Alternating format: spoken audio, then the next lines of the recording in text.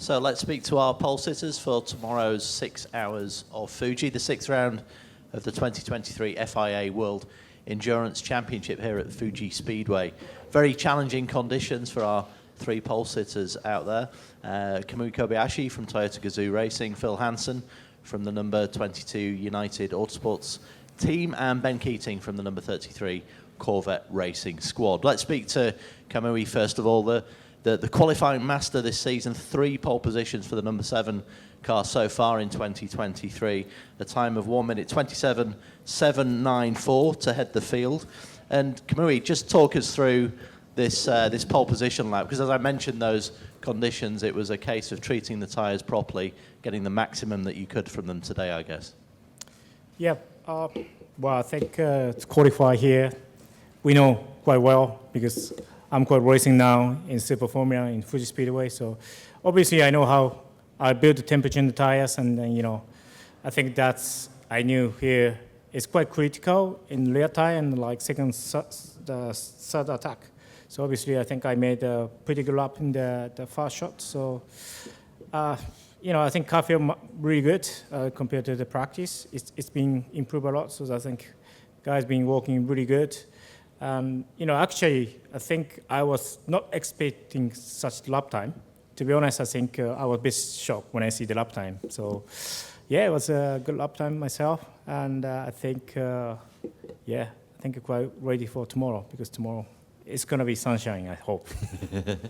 Well, not like this.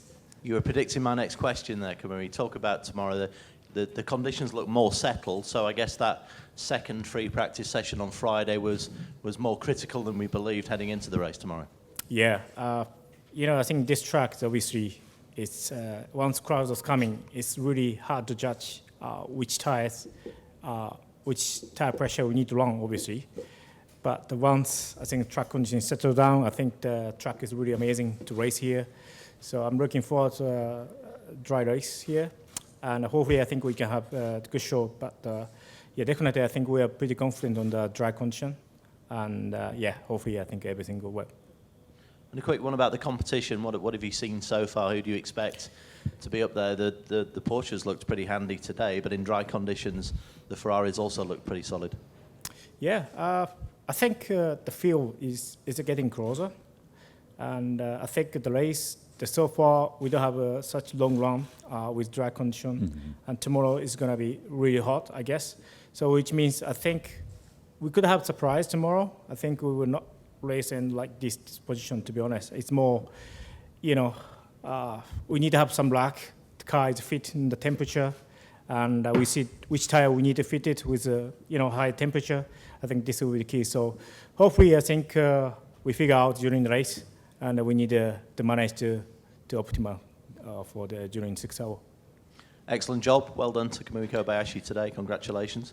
And let's move over now to our pole sitter in LMP2, Phil Hansen from United Autosports. And Phil, 2 poles in a couple of weeks for you. You took the pole at Aragon 2 in the ELMS race, and now pole position. You're first since Bahrain in 2020, personally. So talk us through how you achieved that today. Yeah, it was good. Quite happy with the pole, to be honest. We weren't really sure 100% where we were with all the mixed condition running that we had in FP1, FP2 and FP3. Just really happy for the team as well to get this pole here. I don't think it's any secret that we've been struggling here in the past few seasons when we've been racing here. So to come here, be competitive immediately from FP1, and obviously get the pole today is very good. And I just hope it translates to tomorrow's pace, but I've got all the confidence that it will. And what do you feel that change has been? Has it been specific sort of setup with the car? How's that fed into the positivity you've seen today? I don't think it's necessarily one thing. The regulations around LMP2 have changed for the last few years, with there being different aero packages, different tyre regulations. We moved from Michelin to Goodyear, and then we've obviously had the minimum tyre pressures and the removing of heated blankets and ovens. So that's changed the ball game completely. So everyone's setup has to sort of suit those regulations now, and I think we've done a very good job in adapting. And I think United's probably a very strong team at adapting to changes, and I think that's why we had so much success, especially early on in 2020 when we were new to the Oreca. So Ultimately, to come back here and finally nail it is very rewarding, and I'm just happy that I could be the man to do it today. Well done to you, Phil. Congratulations. Time set today, 1:32.182 by Phil, and good luck for tomorrow. Thanks. Let's move on now to our champion, recently crowned champion, Ben Keating, in the LMGTE Am category in the Corvette racing car, a time of 1:38.338. I mean, you arguably had, apart from the last few minutes of the Hypercar session, the trickiest conditions out there, Ben. It was all about when to go to slicks and how to condition the tyres. How did you manage what is your third pole position of the season today? Well, it was exciting. Before we left, they asked me what I thought, and I thought it would be the best thing to do to go out on a drying wet, because to me the front straight looked wet.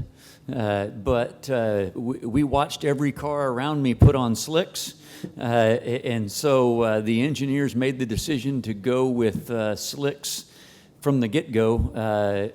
And when I got around on the back half of the track was a lot drier on the back half than it was on the front straight. So I came on the radio and congratulated them on making the right call.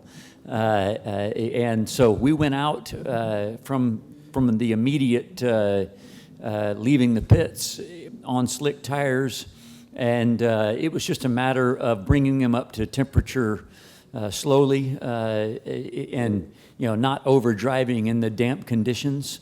But you only have a 15-minute window. You have to get them up to temperature. You have to take advantage of the peak of the tire to get those extra few tenths. I was not expecting, kind of what Kamui commented about earlier.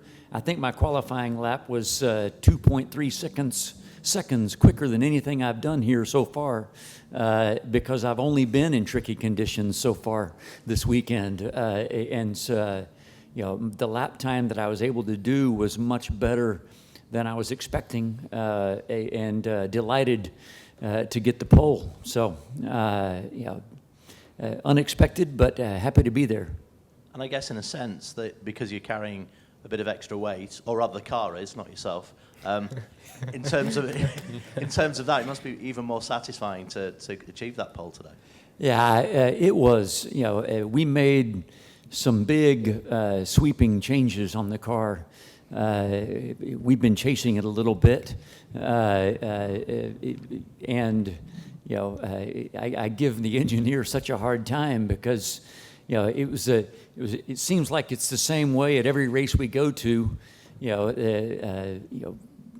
We're not exactly sure where we are, but then when we get in qualifying, I have a really, really strong setup on the car. So we made some really big changes, and they got it really right. The car felt really good. It was the first time I felt like I could really attack the corners without feeling like I'm walking on eggshells, which especially in Sector 3 in this particular circuit, you have to be able to have confidence going through there if you're going to be fast. And it's the first time I felt that here, and car felt really good.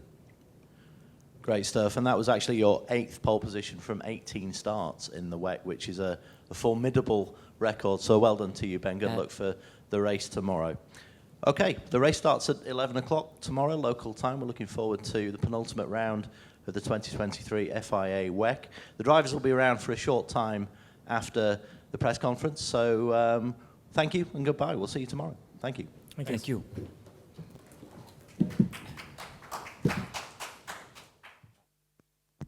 And a quick photo before we start the interviews. Thank you.